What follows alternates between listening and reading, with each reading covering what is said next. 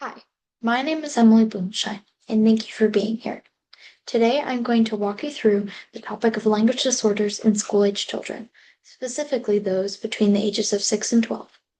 If you're preparing for a future career in speech-language pathology or education, this information will give you a strong foundation. We'll talk about how typical language develops, what happens when it doesn't, and how we can step in to help. So let's get started. First, let's talk about what typical language development looks like in an age group of this age. Between ages 6 and 12, children become much more skilled communicators. They tell stories that make sense, understand humor, follow multi-step instructions, and adjust how they speak depending on who they're talking to. Their vocabulary is growing rapidly, sometimes by as many as 20 words a day, and they're beginning to use more advanced grammar and sentence structures. According to Faley, Hullett, and Howard, school-age children also begin using language to solve problems, explain ideas, and interact more effectively with peers and adults. Understanding what's typical helps us recognize when something might be off. And that leads us to the next part. What happens when a child isn't hitting these milestones? Some children do not follow the typical path. In school-age kids, the most common language disorders include developmental language disorder, social communication disorder, and language issues related to conditions such as ADHD or learning disabilities. One of the most common, yet overlooked, is developmental language disorder, also referred to as DLD. DLD affects around 7% of children. That means in a classroom of 30 students, about 2 might be dealing with it. These kids often have trouble understanding what others are saying or expressing their own thoughts and ideas. Even though they're just as intelligent as their peers, their language skills lag behind. Now that we've mentioned DLD, let's take a closer look at what it really means. Developmental language disorder is a condition where a child has ongoing difficulties with understanding or using language. These struggles are not due to hearing problems, cognitive delays, or emotional challenges. They exist on their own. Children with DLD might use short, simple sentences or leave out key words. They may struggle with finding the right word, use incorrect grammar, or have trouble following what's said to them. They often know what they want to say, but can't get their words out in a way they intend. DLD often runs in families, and while there's no single cause, it may be tied to differences in how the brain processes language. Since many kids find ways to compensate early on, it is easy to overlook the signs. But that just makes early recognition even more important. Now that we've explored what DLD is, let's talk about how it can impact a child's daily life. DLD can affect many areas of a child's life. In school, these kids may struggle with reading, writing, and understanding lessons, or participating in groups or discussions. Even subjects such as math or science become difficult when instructions or questions involving complex language are used. Socially, children with DLD may avoid conversations, get frustrated when they're misunderstood, or feel left out. This can lead to anxiety, low self-esteem, or even bullying. According to McGregor, many kids with DLD face long-term emotional and social challenges. So what can we do about it? That's where speech-language pathologists, also known as SLPs, and other professionals can come in. SLPs play a very important role in identifying and treating language disorders. They screen children, perform assessments, and they develop therapy plans. But they don't work alone.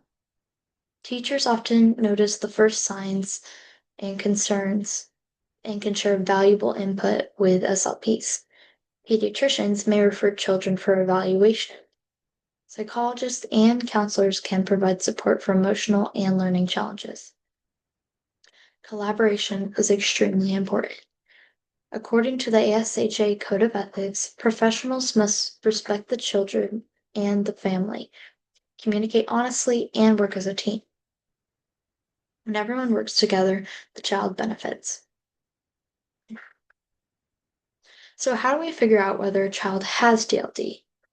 That brings us to the next step: screening and diagnosis. Let's break it down into 4 simple terms. Screening. That is when it is a quick check to see if anything seems off. Assessment, which is a deeper look using standardized tools and observations. Evaluation. That is when we review all the assessment data. And then finally, diagnosis, which is the final step when we identify the disorder. In schools, screening tools might include checklists or short tasks. If concerns pop up, SLPs can do more in-depth testing. They'll look at vocabulary, grammar, sentence length, and how well a child understands or tells a story. Research by Sansevini supports screening children early, even in preschool, so we don't miss red flags that could become bigger problems later. So far, we've talked about diagnosis, but what about the things that can affect how we work with different children and families? Let's talk about that next. Every child comes from a different background, and we have to take that into account.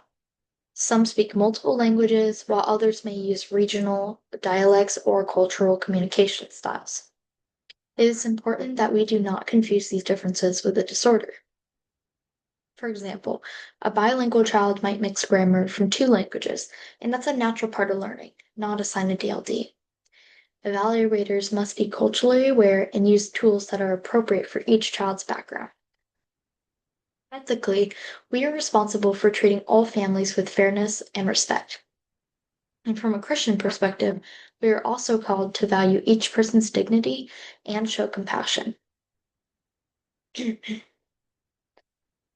By understanding and respecting each child's culture, we can build better connections and provide better care. Now, let's take a look at what works when it comes to treatment. There are many ways to support children with DLD, but let's talk about 2 evidence-based approaches. The first one is individualized vocabulary therapy.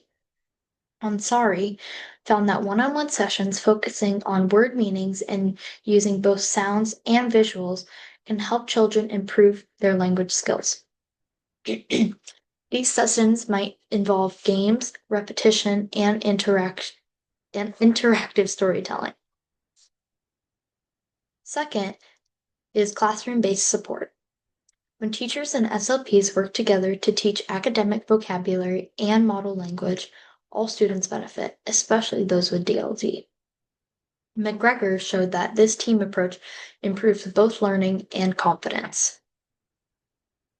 Other helpful tools include graphic organizers, sentence starters, and small group activities.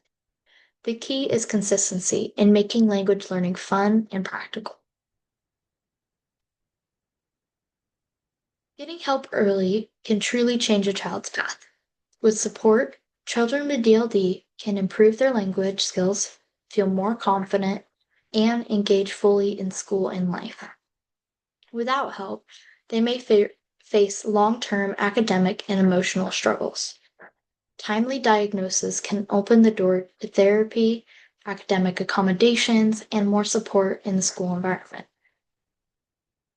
Research shows that children who get help earlier are more likely to succeed in school, graduate, and go on to live productive, fulfilling lives. So, in conclusion, to wrap it up, DLD is a common and serious condition. It can affect how children use and understand language. But with the right knowledge, tools, and teamwork, we can make a real difference. As future professionals, you have the power to identify it early, support children and families, and change lives through communication. And thank you so much for watching, and I hope this presentation has helped you feel more prepared and inspired you as you continue your journey.